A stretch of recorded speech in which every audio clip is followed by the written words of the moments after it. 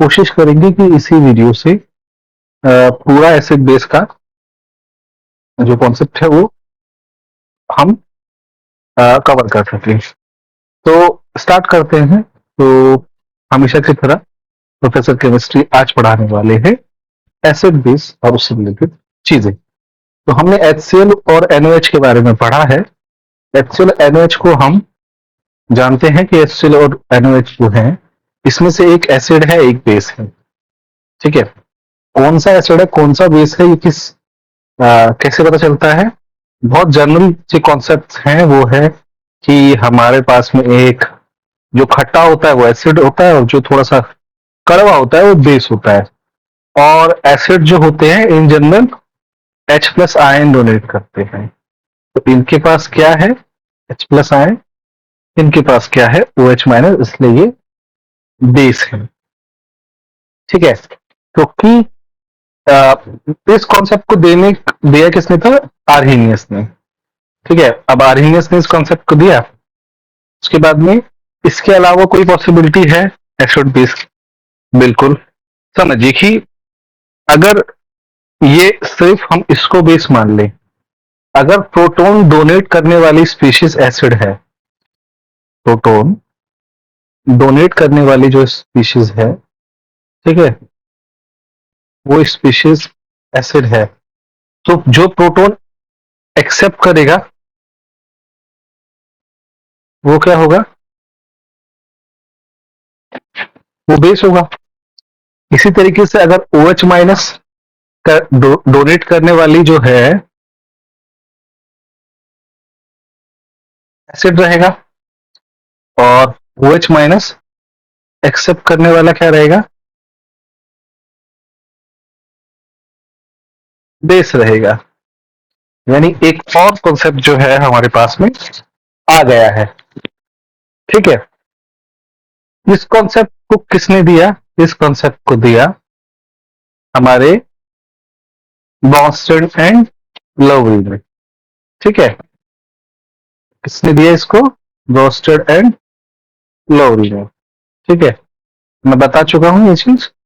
तो अगर हमारा प्रोटॉन डोनेट करने वाला एसिड होता है तो प्रोटॉन एक्सेप्ट करने वाला बेस रहेगा, और वाइस वर्सा भी आप चला सकते हो। तो ये है ब्रॉन्स्टन एंड लवरी कॉन्सेप्ट। उसके बाद में एसिड्स बहुत तरीके के हो सकते हैं, तो हम उनके टाइप को समझने की कोशिश करें। बहुत तरीके का मतलब क्या है? अभी हम ये नहीं बात कर रहे हैं कि मतलब कैसे वो प्रोटीन डोनेट करेगा, कैसे वो प्रोटॉन रिलीज करेगा, उसकी बेसिस पे नहीं। हम बात कर रहे हैं कैसे, क्या उसकी मॉलिक्यूलर आइडेंटिटी है। ठीक है, तो इस समय इसकी आइडेंटिटी क्या है? मॉलिक्यूलर। तो ये HCl इज ए मॉलिक्यूल, तो मॉलिक्यूलर एसिड है। उसके बाद में है कैटायनिक। कैटायनिक का मतलब क्या है कि इस पे चार्ज, इसका कैटायन बना हुआ है, एक पॉजिटिव चार्ज है इस पे, तो इसीलिए ये जो है एक एसिड है। ठीक है, मतलब कैटायनिक भी हो सकता है, अनायनिक भी हो सकता है। एसिड देखिए मॉलिक्यूलर भी है, कैटायनिक भी है, अनायनिक भी है, इरिस्पेक्टिव ऑफ क्या उस पे चार्ज है। मतलब एक ही मतलब चार्ज का लेना देना बचा नहीं है। अब जो हम सोच रहे थे कि एसिड होने के लिए मतलब प्रोटॉन डोनेट करने वाला होना चाहिए, प्रोटॉन एक्सेप्ट करने वाला होना चाहिए, कैटायन भी हो सकता है, वो एनायन भी हो सकता है। जैसे समथिंग लाइक हमारे पास HCO3- है, it can also donate H+ ion. ठीक है, एनायनिक हमें समझ में आया। अब अगर ये प्रोटॉन एक्सेप्ट करेगा तो इट्स एन बेस, और सेम कॉन्सेप्ट वैसे ही। ठीक है, प्रोटॉन एक्सेप्ट करेगा तो कैटायनिक में भी प्रोटॉन एक्सेप्ट कर सकता है, एग्जैक्टली मतलब कर सकता है ना। और बेस में भी ये इसी तरीके से कर सकता है। जैसे बेस्ट एग्जांपल क्या है? प्रिडीन। प्रिडीन एक्सेप्ट करता है H+ आयन ना। तो हमारे एसिड बेसिस सिर्फ प्रोटॉन डोनेशन के नाम पे नहीं हो सकते हैं। They can be molecular, they can be cationic, they can be anionic. Examples आप मतलब समझ पा रहे हैं। इसके बाद में हमारे उसमें हमारे पास में एक और मतलब टाइप होती है एसिड्स की, इसको बोलते हैं Lewis acids and Lewis bases. Lewis acids and Lewis bases क्या करते हैं कि देखिए, मैं एक थोड़ी सी छोटी सी मिस कर गया, उसमें बनाना थोड़ा मुश्किल हो जाता है। ये क्या है, नाइट्रोजन के पास में लोन पेयर होता है, तो ये अमोनिया है, ये BF3 है, ये अमोनिया है और ये क्या है, BF3 है। इसमें नंबर ऑफ बॉन्ड्स कितने हैं, 6 हैं। इसमें नंबर ऑफ बॉन्ड्स तो सॉरी नंबर ऑफ बॉन्ड्स इसमें कितने हैं, 3 है। इसी वजह से इसके जो बॉन्ड पेयर्स हैं, ये electron associated to bond pairs, वो 6 हैं।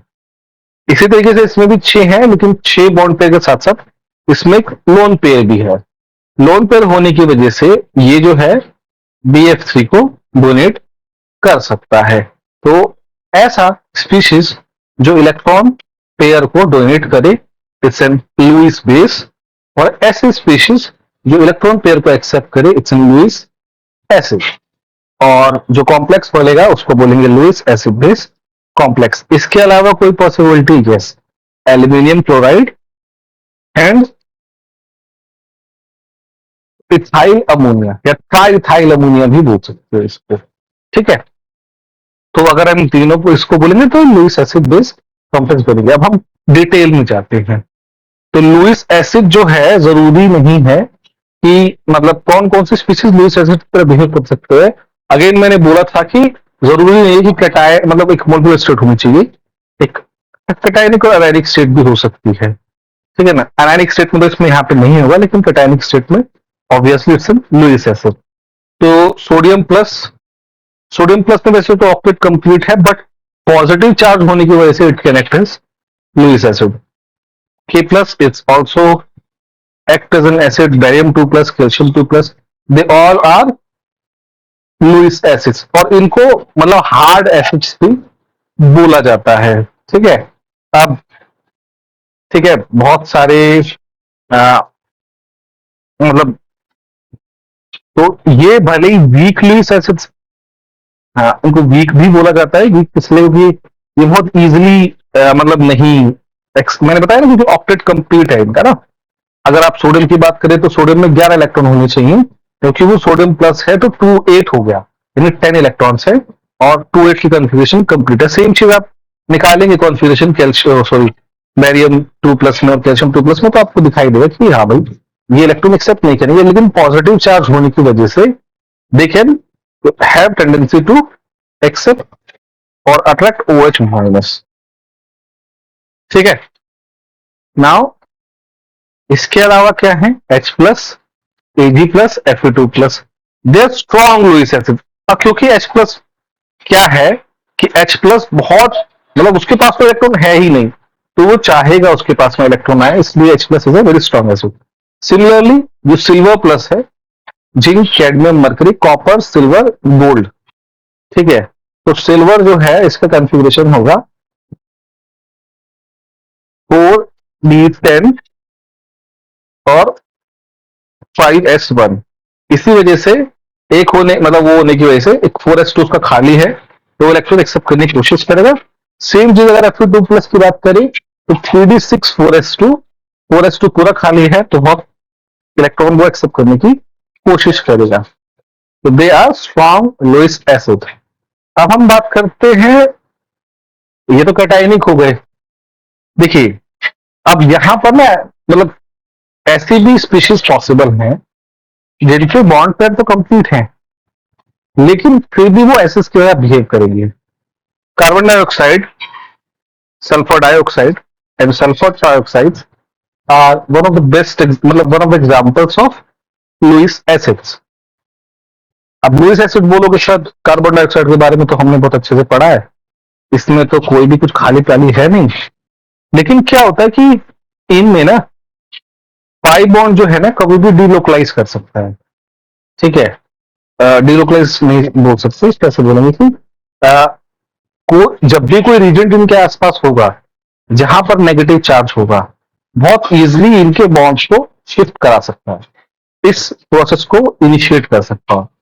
इसी वजह से ये जो है, मैंने बताया था, तो नेगेटिव चार्ज एक्सेप्ट करेगा वो एसिड होगा, या नेगेटिव चार्ज जो भी रिएक्ट करने की कोशिश करेगा वो एसिड के तरह बिहेव करेगा। तो carbon dioxide can act as an acid, और वो क्यों होगा? Not because of sigma bond, because of pi bonds, because of pi bonds. ठीक है, अगर ये पाई बॉन्ड्स की वजह से होगा। सेम चीज सल्फर डाइऑक्साइड्स में भी होगी। सल्फर डाइऑक्साइड्स कैसे होते हैं? It's like they have a bent shape. Sulphur dioxide का स्ट्रक्चर किससे मैच करता है? मुझे प्लीज कमेंट करके बताना कि किससे मैच करता है, क्या स्ट्रक्चर होता है। ठीक है, सल्फर डाइऑक्साइड के बारे में तो हमें पता ही है, इट्स एन प्लेन स्ट्रक्चर।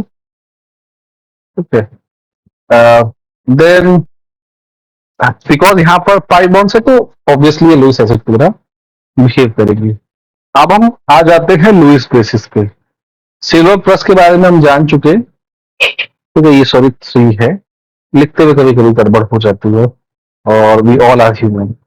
तो NH3 के बारे में बताया था कि नाइट्रोजन क्या है, इलेक्ट्रॉन पेयर डोनेट कर सकता है, इसलिए ये एसिड बेस कॉम्प्लेक्स बना सकते हैं, इसलिए ये जो है एसिड है, ये बेस है। इसके अलावा कोई और पॉसिबिलिटी है? यस। ठीक है, मेरे सबसे एसिड बेस जो टाइप ऑफ एसिड बेस है वो हम पूरा कर चुके हैं। ठीक है, अब हम बात करने वाले हैं एसिड बेसिस में आयनाइजेशन की। देखिए, एसिड बेसिस में जो आयनाइजेशन होता है, ठीक है, वो कैसे होता है? तो कोई भी एसिड जो है अगर वाटर के साथ रिएक्शन करता है तो Cl माइनस, जैसे HCl की हम बात कर ले, तो HCl इज एन एसिड। तो अगर HCl वाटर से रिएक्शन करेगा तो Cl माइनस प्रोड्यूस करेगा और H2O प्लस प्रोड्यूस करेगा। ये क्या है? स्ट्रॉन्ग एसिड है। और ये क्या है? तो स्ट्रॉन्ग एसिड जब भी तो मतलब अपना प्रोटॉन लूज करेगा तो it will make a week base. और क्योंकि ये स्ट्रॉन्ग एसिड है HCl, तो दूसरे वाले को एक बेस की तरह बिहेव करना पड़ेगा, and water behave as an weak base, और इससे बनने वाला जो एसिड होता है स्ट्रॉन्ग होता है। इसी को बोलते हैं कंजुगेट बेस पेयर या कंजुगेट एसिड पेयर। मतलब क्या है? स्ट्रॉन्ग एसिड जो है एक बेस बनाएगा, एसिड जो है अगर उससे प्रोटॉन लूज होगा तो बेस बनाएगा, और इसी तरीके से जो बेस है एक्सेप्ट करेगा तो एसिड बनाएगा। इसी को बोलते हैं conjugate acid base pair.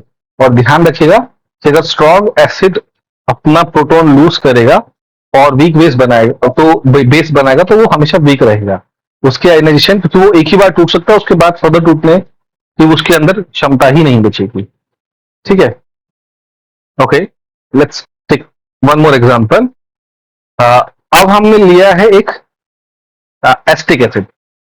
Asterisk acid is a weak acid. ठीक है, वीक एसिड कैसे है?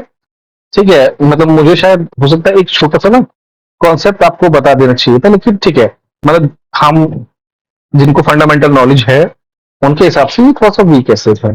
ठीक है ना?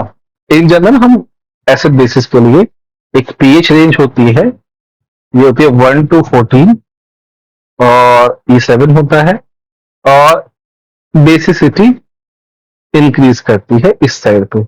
बेसिसिटी इंक्रीज करती है, एसिडिटी इस तरफ इंक्रीज करेगी। तो CH3COH का जो पीएच है मतलब वो एक हायर साइड पे है, ना कि लोअर साइड पे। तो CH3COH जो है इससे वीक एसिड। अगर आप पीएच निकालेंगे उस पर भी हम क्वेश्चन करेंगे, लेकिन बस बताना चाहिए था, बस बताना चाहता था इसलिए बता दिया। अब CH3COH जो है प्लस वाटर में, अगर अब जो वीक एसिड है, अगर वीक एसिड प्रोटॉन लूज करेगा तो it will make a strong base. It's an very strong base. Acetate ions जो है बहुत स्ट्रॉन्ग बेस है।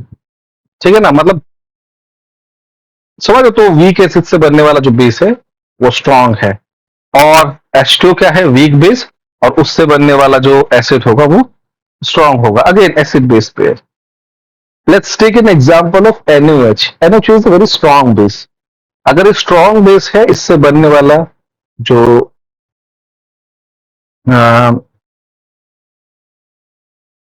जो OH माइनस होगा, इट्स वीक बेस। और H2O से अगर हमारा इसमें वीक एसिड की तरह बिहेव करेगा और इससे जो बनेगा वो एकदम वीक एसिड। ठीक है, तो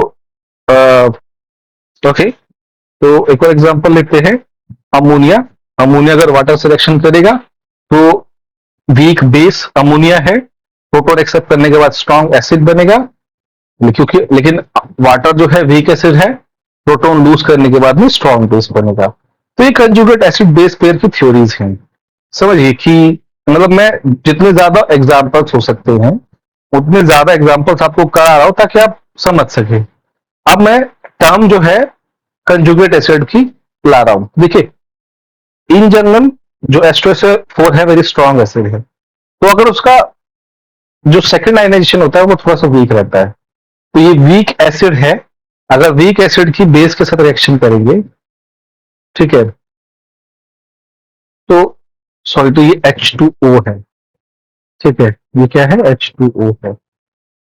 तो अगर ये OH माइनस से रिएक्शन करेगा तो इट्स ये जो रहेगा, क्योंकि ये वीक एसिड है, इससे बनने वाला बेस क्या होगा, कंजुगेट बेस। स्ट्रॉन्ग रहेगा वीक रहेगा ये खुद आप डिसाइड कर सकते हो।